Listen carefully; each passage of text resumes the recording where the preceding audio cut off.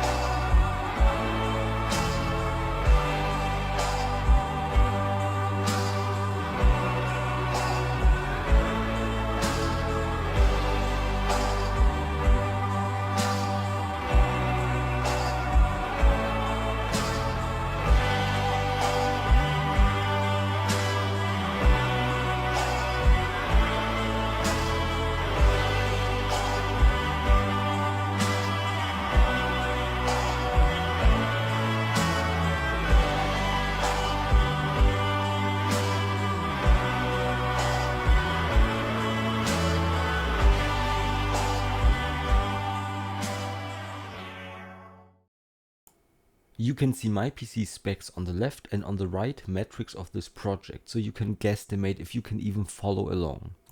This tutorial starts at the first node and ends on the creation of the thumbnail you've just clicked on. It is split into 3 parts, where in the first we will create our geometry, in the second we will do the simulation and the meshing, and in the third we bring everything into Solaris. You need to have labs installed and download one single HCI. Everything else will be done by us together. You will see heavy parallels between my project and the MPM Masterclass Pumpkin. This is where I learned, and I wonder if I can use that new knowledge to create something myself. And I think that's what this is all about. I am far from being an expert by any means, so if I do something wrong or if you know some better ways of achieving some things, please let me know, and please let us all know in the comments so that we can all learn together. So let's start. So first let's look at the reference. I went to the store and bought a cantaloupe, is what I would say, but an hour ago I wanted to smash a pomegranate, and I actually bought a pomegranate, but now I decided, you know what, a cantaloupe would be more fun, and it's Sunday, and the stores here are closed, so I will just go there tomorrow and, show you the pictures right now, and then say, yeah, that's the reference that I used. Well, that's unfortunate right now. I mean, we could do a mango. I've already done my cantaloupe. And here we have pomegranate. I decided against pomegranates. So I have to go to another store right now to get reference photos. But I already did all of the geometry. Why am I even doing that? So anyways, I looked at pictures of cantaloupes, okay? Other than canyons, I actually know what cantaloupes look like, kind of. So first we are, of course, on the stage level, because that's how I do those things. I use a subgrade and call that geo. First, cantaloupe is not really a ball, it's more like a little bit more cubic. So I will be using a box, and that box I am going to subdivide, and I will subdivide it a few times. Maybe let's say, no, that's too much. We don't even need that much. Like this. You don't need that much geometry for that one, because we will do everything shader based. So I will use an UV project, and since that's a ball, I'm going with a polar projection, and that's kinda it when it comes to modeling for now, because I will drop down to cop. I will Control-C copy that, and I want to have my Copernicus networks on here, so I can easily go in there, and I will call that one text, because that's where we create our textures, and go inside and use a sub import and grab our geometry. Now that we have our geometry inside of Copernicus, we can do fun little things with it, for example creating the textures. And we did something like this before in the last tutorial, but I'm using a whirly noise. So whirly noise, and by the way, you can do like rasterized setup and then bring attributes in. We don't need it. We don't need that. We just can work like this. I need that one for later. So let's use a whirly noise. We have already this, you can see what I'm talking about, like this honeycomb kind of looking thing. I don't want to have it on the grid. I want to do a hexagonal. Is it called hexagonal? I think so. And just play around with the values. If you say less jitter, it will be, perfect. But we don't want to have it perfect. We want to have it jittered a little bit. Maybe like this. And the element size, this will decide how small everything will be. I will keep it at this for now. Now we subtract, and again we did this the last time as well. We subtract no, the first one, the distance 1 from distance 2. So we are getting those, those patterns that already look like the net on a cantaloupe. By the way, maybe I will call it melon in between. We here call it a melon. It's a honey melon for us. So if I use the word melon, I'm talking about the cantaloupe. Yeah, I will remap everything, because this will be our height texture. You can see right now white means yes, so push it out. Black means no, leave it where it is, or push it in. We will leave it where it is. So I just want to swap that. And then I want to clamp that. Kind of like this. So we get this cantaloupe looking texture. So I want to break this up a little bit with a fractal noise. And that fractal noise, I can say, make it really white. And like this. Because I don't know. I have the feeling that cantaloupes sometimes, have like stripes, basically. They are horizontal, stripy a little bit. So we will multiply those two, because you will see why in a second. Here we have, you can see it's darker here, brighter here. So this will just give us some variation in the end. Yeah. So you can see the difference, right? Next, I want to blur that a little bit. Maybe clamp it a little bit more here, but then blur it. Just a tiny bit, not much. Just a tiny bit, and this will be important. Important in a second. Well, I say important. It's not really that important, but it will add to the look. So I am using a preview material, and this is where we can just preview what our material will look like. So I will just use that in the height, and we can look at it, and you can see that's, I would claim, a little bit too much. And since black can stay black, it's just, where it's black, it will stay wherever it is. Where it's white, it will come out. So I can just say multiply that by a constant, because that's just, it's blue, it's a float value. And here we can, like in the brightness, bring it down. And if you look at it, you can barely see it. Now you might say, that's not enough, but we cannot see it, but the values are there. The values are there. It's just that we cannot see them, but they are there. So next, I'm using a null for that one, and this is our height. Do you write height like this? I think you do. I think so. I will give myself a little bit more space. And next I wanna do the colors. So it will be like this brownish looking thing. Those rims will be brown, and don't worry if those are too thick. It's procedurally, so we can change that, and we will. Yeah. So those will be brownish, and those will have that yellowish greenish tint. So first I wanna go with a mono to RGB, because that's a float. So that's, oh no, wait, I wanna use the blur one. Like this. That's a float, so it's basically a mono. So a black and white texture. Yeah, or like a black and white value. And in here, I want to leave the black at black, because we will add this later, and black is 0, so it adds nothing. And I want to choose, like a lighter, lightly orangey, but bright value in here. By the way, you can just copy that hex code once I'm done. Yeah, kind of like this. And in here, I want to make it darker. Because if you look at those, they are often like those rims are brighter in the middle and darker on the outside. And that's why we blurred it a little bit, so that we have those in between values here.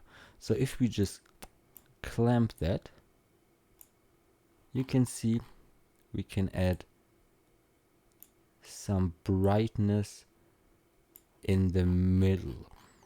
And I want to clamp it even more. By the way, I will unfold it so that you can see the values if you want to copy those. Yeah, clamp it even more. Kind of like this. And I'm now thinking, is this noiser getting in the way for me? Is it getting in the way? Because if yes, I will just drop it. Yeah, you know what? I think I will just drop the fractal noise altogether. So just delete those two notes. I like that even more. So you can see we have black here, and then we have that orangey, and then that whitey stuff in the middle. Next, I want to create the color in here. So for that, we can drop this over here. For that, I will use a fractal noise. A fractal noise here. So I will make it really small, kind of like this, because they're like variation. They're like little dots of green and little dots of more yellowy. So with that we can make those dots, and if we remap that and clamp it, you can see we are getting dots. So clamp that even more to get lots of tiny specks, you know. I like that.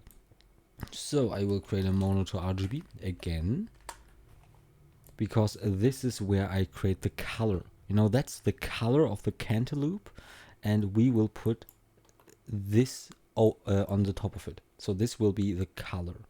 So in here I will grab like, you know, like a nice lime green, and then a very brightish yellow, kind of like this. Again, here the hex codes, kind of like this, you know. So you have those specks in here, and maybe I want to have more specks.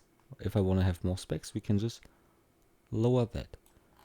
And it's like on my monitor right now, it's very bright, but I can see that there is something going on, you know. Maybe, oh yeah, I went into the negatives, which doesn't matter, but you know, make it a little bit bigger so that you can actually see something. There it is.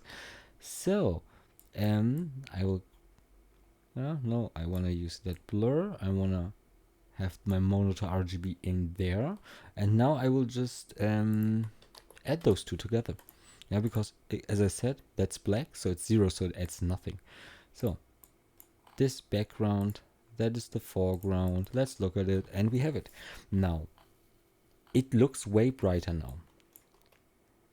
The way that I understand it, it's basically like color theory, where it's just like it looks way brighter because it is brighter, like the background is brighter.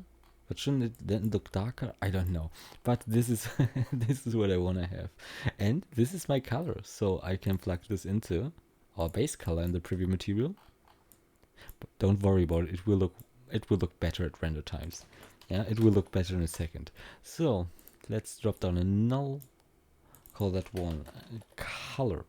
Or like I wrote Cantaloupe with OU. So maybe I also have to write color with OU. But again, it doesn't matter.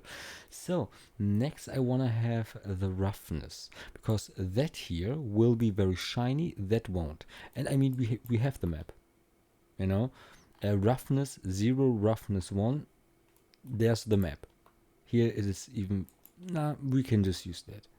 And if we just take a null and call that one roughness, because I mean that is already our roughness. We don't have to change anything about that.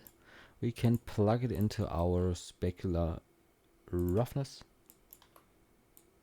and you can see how those are, you know, reflective, and that's not reflective. And I really much like that. So just go back to our subgrade. There we have it. This is sent to cops, and now I just wanna soft transform it a little bit because I wanna, you know, push that and that more to the inside, that it lays flat nicely. So in the soft transform, I will just click that one, the middle part. Oops, that was a weird camera turn, but I'm on top right now, and that one. Press enter, and if we grab our thing handle right here, you can see the influence ratio. We can change that with that slider, and I just want to scale it down on the Y. Just a bit, you know?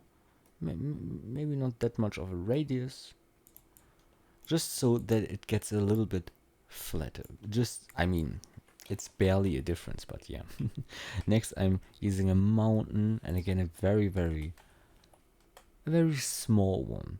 Yeah, and you can just play around with those. It doesn't matter, you know? Just make the element size bigger. You remember, smaller element size means just more detail, you see? But we want to have less detail. We just want to have it, you know, a little bit broken up.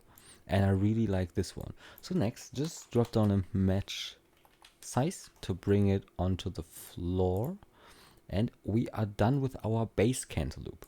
So I will put a box here, and I will say that's our that's our cantaloupe right there. So this will not be our actual render geometry. We will get to that later, but you know, that's for now our base cantaloupe. Next, I want to add like a little, you know, like a little thing. What is it called? A twig? You know, a root? I don't. It's basically a root. Let's call it a root. And I know technically that's just a stick, but I don't want to just do just a stick. I want to do like a little thing that is curly, you know, like you see on a pumpkin or something like this. So I will drop down a curve and go into front view. Now, I want to have a NURBS curve, or like a Bezier. I think it doesn't really matter. I will click here and then go up, you know, and go like this maybe, and make it go, no, a little curvy, kind of like this. And over here, I also want to go into this direction, kind of like that. I like that. Now I resample that, and what you could also do, of course, but wait, we will do that in a second, we can jitter those points around a little bit maybe. So a point jitter, or like jitter those points around. Yeah, but not that much. Also not that. I just like it. I do that. Yeah. Say no on that axis, no on the Y. And jitter them a little bit more so they get a little bit jagged. Yeah. And I wanna sweep that. Now, by default, it just takes a round tube, but I want to create my own geometry for that. Oops. For that, I'm using a circle, and that will be a ZX circle, and we don't need it to be closed. Open arc is fine with 12 divisions, because I want to create like a star. So where we move every second point inside, and how we can do this procedurally, or like more procedurally, is with a group by range, and there we can say right now it's selecting primitives. We need to select points, and it's selecting 1 out of 1, but we want to select 1 out of 2, so every other, and that is what you can see. We are selecting every other one, and that group is, I don't know, group move. It doesn't matter. So next, use a transform and transform the group move and just scale it, and we have a star. Yeah, and that we can plug into our sweep. So I think we need to turn it around. Oh no, wait, first we have to say second inputs cross section, And there we can see something is happening that we don't want. And I think we have to turn it around on like the x-axis by 90 degrees. Yep. And it's of course way too big. So if we lower that, we can see it's working. And you know, I want to make it a little bit bigger for the base, but we can use an apply scale along curve. And because both curves start here, it can be big here, then gets thinner, and at the end it gets even more thin. You know, that's a little bit stupid. I will change that. Give me a second. I will go back into my curve. With that, I will select that one. Oh wait, that was stupid. How can I not delete? I wanna free it. I will just click, there it was. I just delete that one, and I will just do it like this maybe. Oops. Maybe like this. And it's okay that it's technically two curves right now and not one big one, but I'm fine with that. I will sweep that. Now we have something like this, and it's okay that they overlap here. You know, we will turn this into volume and so on, then it will look nice. So I want to have end caps. Single polygon is hello.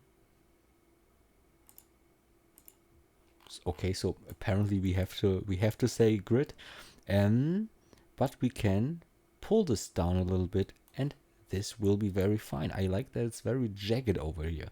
So disable our points.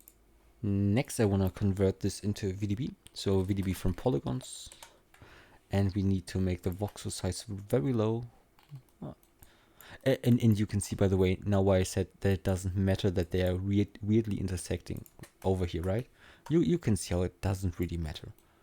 No, sure, you can see it a little bit, especially if we go a little bit more detailed, but I don't care. I think it looks good enough. So into polygons, and that's very nice. You can drop the adaptivity down. You can see then we just have less polygons. And you know what? We can just use a VDB smooth SDF in between. And with that, we can get it, as the name suggests, a little bit smoother. And I think that's pretty nice. So next, I just want to put it on top of here. So we will use a match size. And in the match size, we can, you know, we have that bounding box over here. That's this 1 meter by 1 meter by 1 meter. If what you can see, 1 meter, and so on. Those things apply to that bounding box. But we can just use our melon as the bounding box, and you can see this is where our melon is. Yeah, by the way, it's just way too large, but we can change that in a second. Wait. We will just change it in here. Yeah, so that it's not that large. And we can just drop it down to 0.5. Yeah, 0.5 is nice. So that match size, those things right here. First, I don't want to justify on the x-axis, because right now it takes my center. This is us right now. We are the root. Yeah, this is us. It takes my center and puts it to the same, so the center of our melon. But I don't want anything to be changed on the x-axis and nothing to be changed on the z, only the y. And now my center gets placed to the center of the melon, but I wanna change my minimum, and now it's the same, to the maximum. So place my own minimum where that one's maximum is, and I can just offset that so that we are inside of it a little bit, kind of like that. And afterwards just put down a normal node, and now we have our twig ready. I don't know if it's called a twig. I will just call it a twig. A twig is fine. So next we can do the interesting part, which is the inside of our cantaloupe. I mean, not only the inside, but also the actual geometry that we will pass towards the MPM solver. So for that, I will just take my melon, my cantaloupe, and use a VDB from polygons. for that and drag this over here. So we can make it a little bit more detailed. Oops, by the way, like this. Make it more detailed, like this. And next I will use a VDB reshape SDF. And I will set this to erode. And up to 20. Nah, 20 is way too much, but this is also too coarse for me. Do it like this. And then this will be fine. Because what we want to do right now, we want to have multiple different layers. We want to have a skin layer, you know, the outside layer, which will be that with that cut out from it. Then we want to have an inside layer, which will be that. So this right now, we use a VDB intersect or VDB SDF intersect, combine those two and say it's to difference. It's SDF difference. And now if we zoom in, okay, can we use a clip on a VDB? Nope. So if we zoom in, you can see, oops, it has an inside right now. You know, it's hollow. Yeah, we have a thick wall and then it's hollow. So this will be our skin. That will be the one that will be simulated. And over here, that will be the one that's going to be the inside. So our simulate skin is already done. You know, we are done with that one. So we can work on our insides right now. So I want to use another VDB reshape SDF just to make it a little bit bigger again. So that they are, you know, intersecting a little bit. So I will convert this into polygons. So convert VDB, convert VDB into polygons. And I will drag this over here because that's our skin. This is our, I think I will call it a flash. We want to scatter some points on it. Now, this will be very, very similar to that MPM masterclass that you've seen, maybe, that you've seen before with a pumpkin. It's like a pumpkin and a melon. It's basically the same thing. And I just, you know, copied their idea but changed it up a little bit so that it works better for me, because there are many things in that masterclass in those files that I just couldn't understand, so I just do it the way that I can understand it. So what I want to do is those points shall be connected into the middle of our melon so that we get like a stringy effect, you know. We have the hard skin that gets a little bit softer on the inside over here, and those will be that stringy stuff, you know, that you have inside of a melon, you know, a pumpkin, that's those strings. So first I want to create geometry on the inside to string that towards, and I will just use a line for that, and I will I will highlight the line and look at my, like this, I will template that, highlight that, and look at it from the front, and I will just move it towards the middle. Those will be the points where all those little strings emerge towards, you know. Is it called emerge towards? I don't know. So I place that roughly in the middle. Now I want to make it even, I want to make it smaller, make it a bit smaller, kinda like that. And I want to give it some points because next I'm gonna sweep it, because I want it to be hollow on the middle, you know, because if you cut a cantaloupe open, you will have a hole in the middle that's going to be filled with seeds. Yeah, so I will sweep that one, and I want to have end caps, let's say grid, and apply scale along the curve. So small here, getting big here, and kind of like that. Kind of like that. And for that, I think we can make it a little bit longer again. Kind of like this. So this will be basically our hollow middle. Yeah. So how do we get those projected onto those basically? So first I will use array. And those scatter points, and this is again very similar to the pumpkin MPM class, but some things will be different, yeah. And one of them will happen right now. So set this to minimum distance, and you can see all the points are now on here on our geometry. Next, I want to merge both of them together, so we have our outside points and the inside points. And if we use an add node, we could, as you can see, combine those, you know, draw lines between them. But those are not the lines that I want to draw. I want to draw lines from the outside points to the inside points. So we can do that.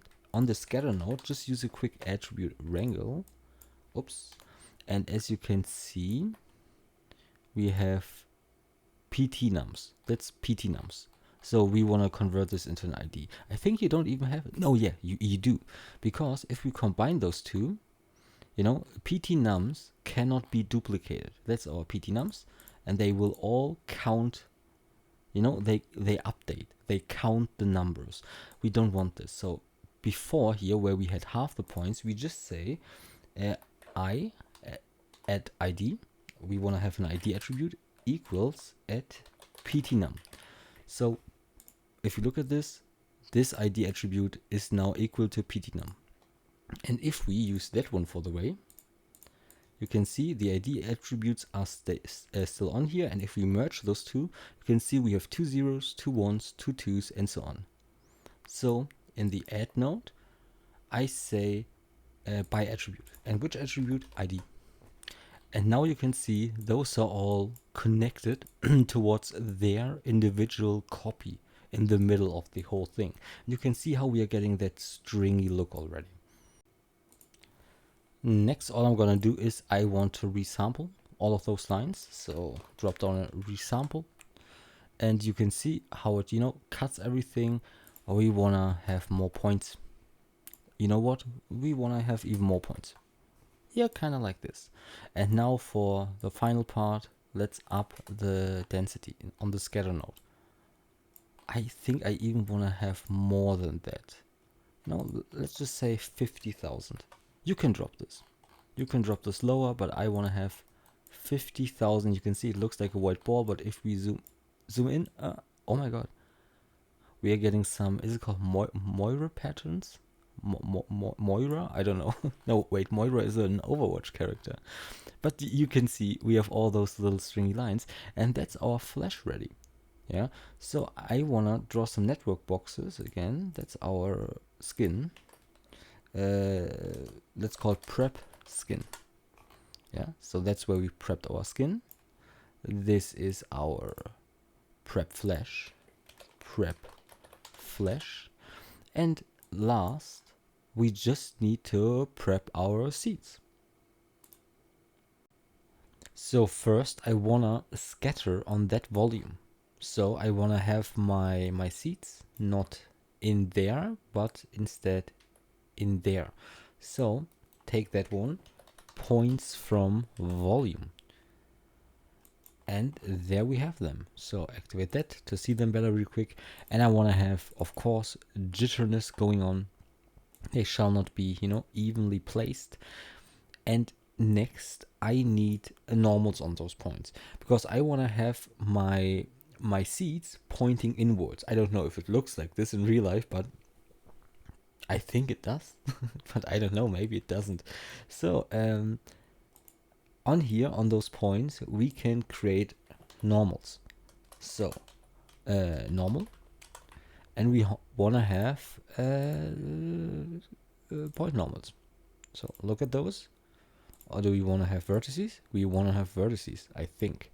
So if we now take those and say attribute transfer, and let's grab the normals from here and say we want to have our, oh wait, I stored them here, right?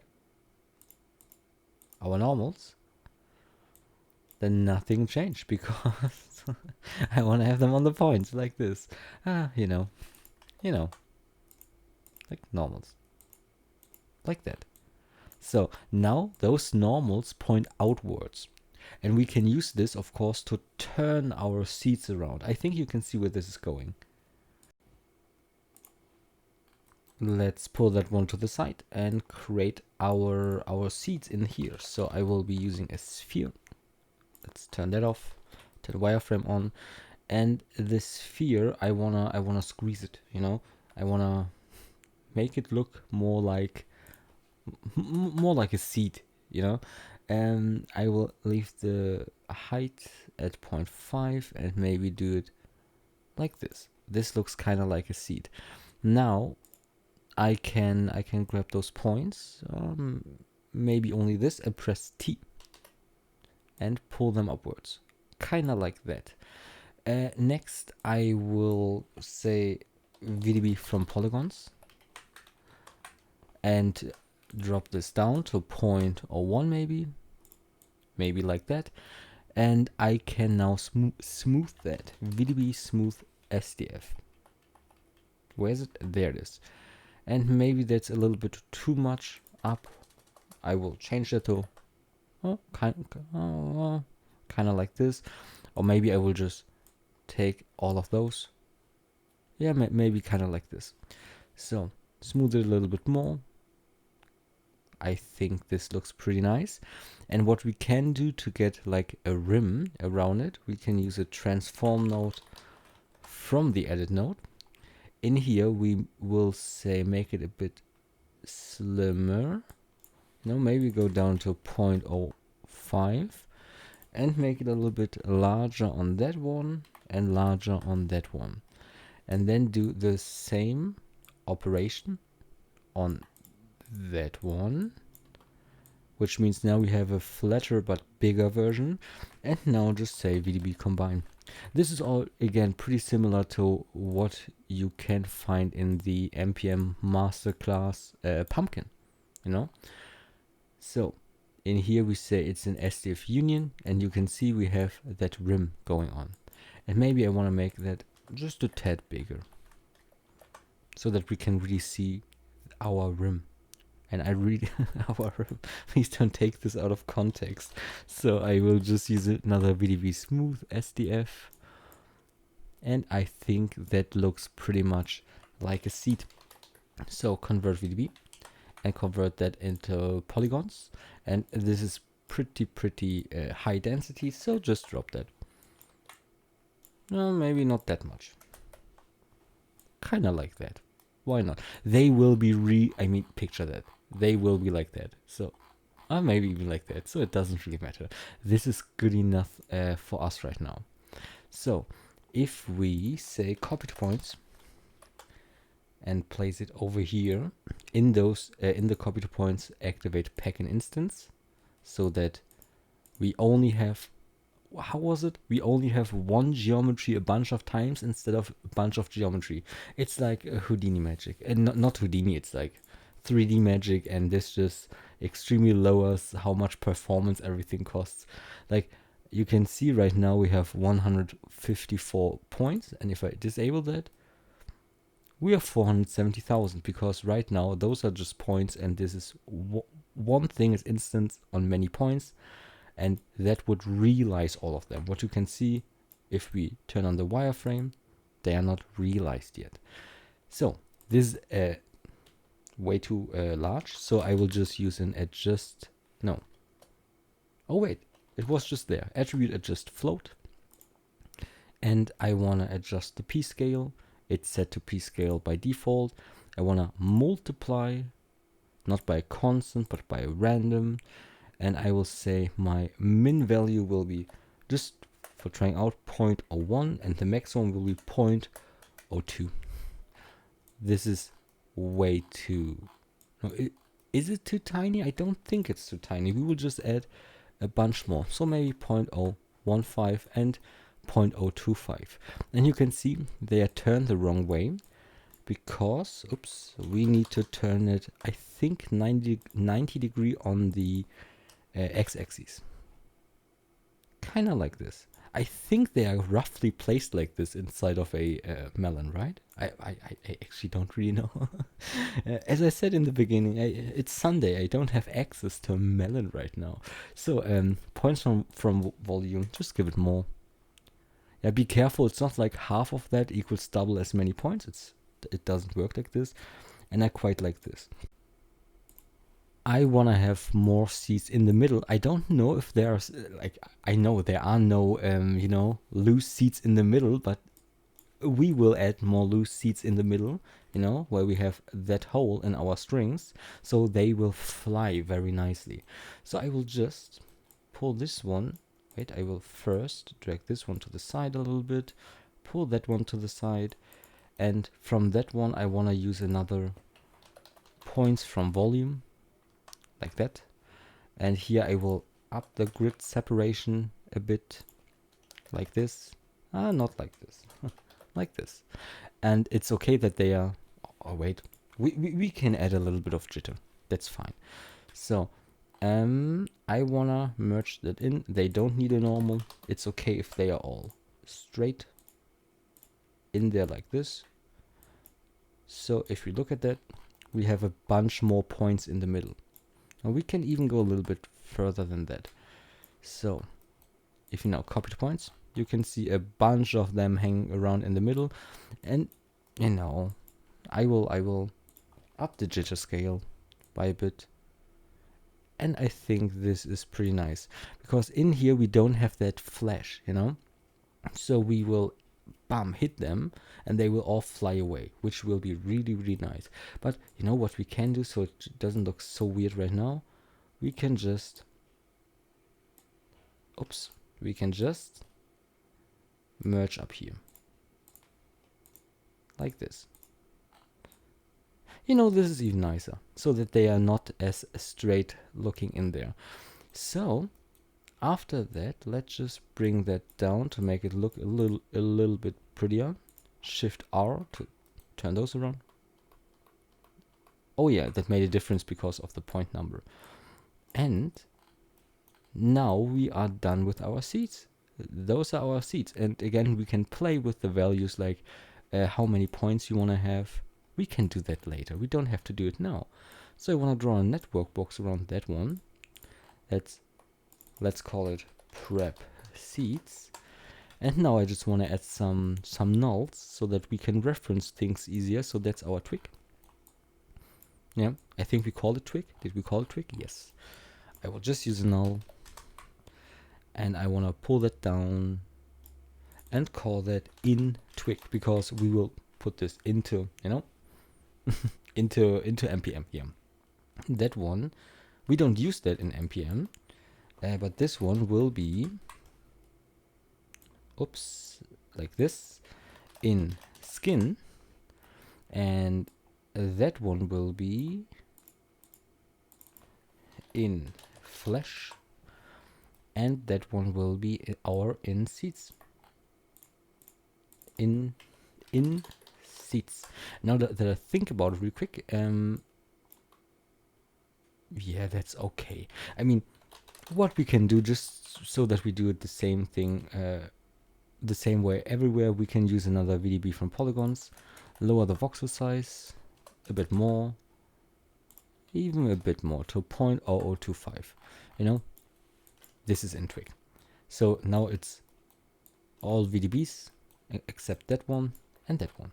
So we are actually done with the first episode. We have everything, and we can just take this one real quick and say that's our out base.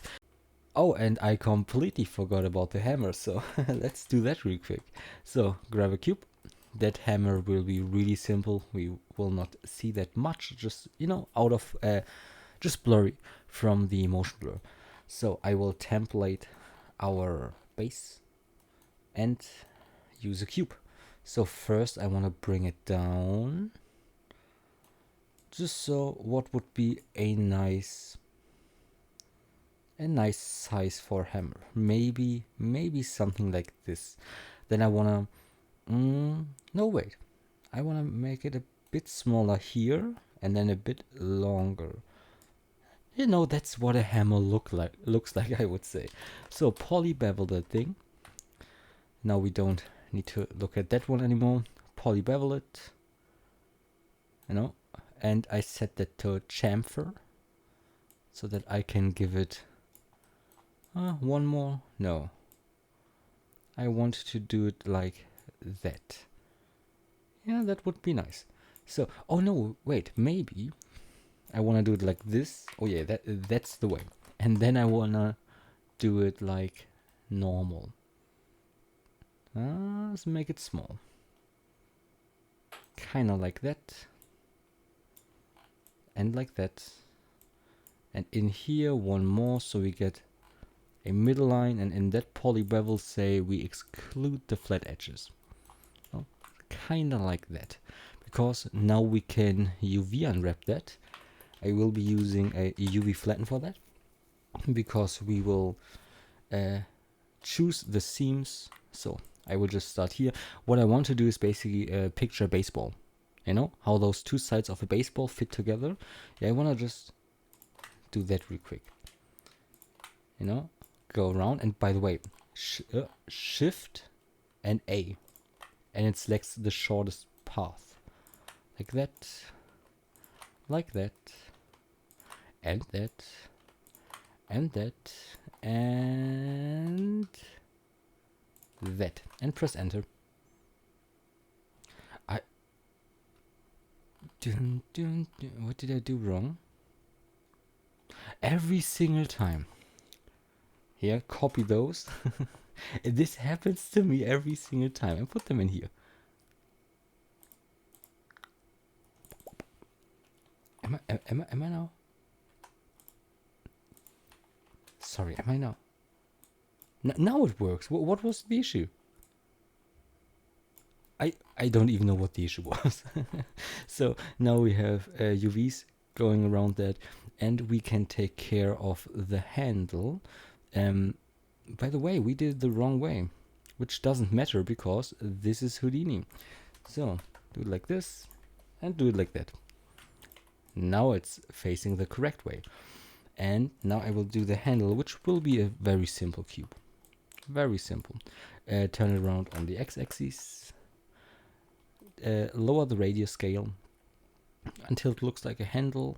I don't know. Maybe like this, roughly. And that's basically all that we are gonna do. If I wanna now UV project that, and I will say cylindrical, and it rotates it automatically, and I will just change that one so it's smaller. And next I will use a match size, and we did this earlier.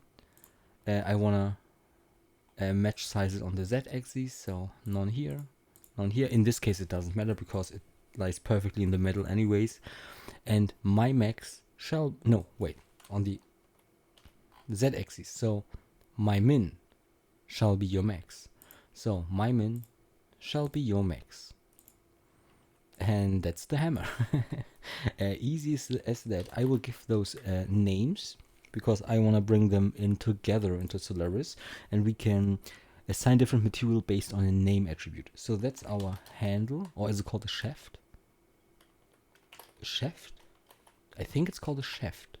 I don't know. I think. So that's our shaft, and that is our head. And now we can merge those two together, and we have our hammer looking pretty nice. You can, I can picture how that one is destroying that one. Nice, we are all done with the first episode. We have basically all of the geometry that we need. Next episode will be MPM stuff, and then comes Solaris stuff. Yeah, I'm really excited to show this to you. And those two next episodes will be uploaded in the next 24 hours. Yeah, so see you in the next part.